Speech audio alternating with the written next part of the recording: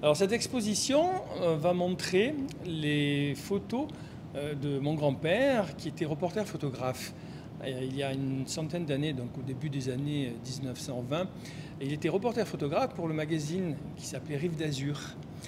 Et ces photos, c'est mon père qui me les a données quand j'avais l'âge de 14 ans, parce qu'il voyait que j'étais très intéressé par l'art photographique. Je vais en avoir 64 demain, donc pendant 50 ans, ces plaques photographiques, elles ont dormi.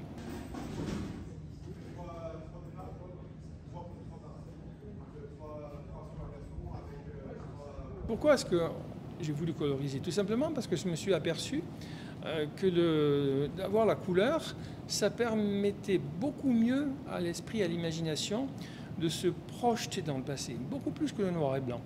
En faisant cette colorisation, c'est un travail à quatre mains. C'est mon grand-père et moi, c'est tous les deux. J'ai fait volontairement un peu le tour de toute la principauté de Monaco. Donc c'est sûr que la zone portuaire, elle a une bonne part, mais pas que.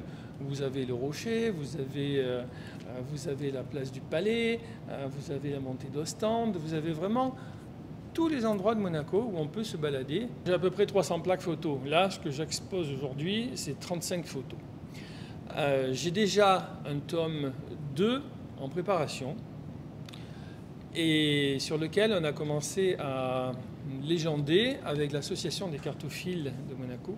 Ce tome 2 sera bien sûr plus important quantitativement parce que de toute façon je ne ferai pas de tome 3. Après, il faut aussi choisir l'intérêt des photos à montrer au public.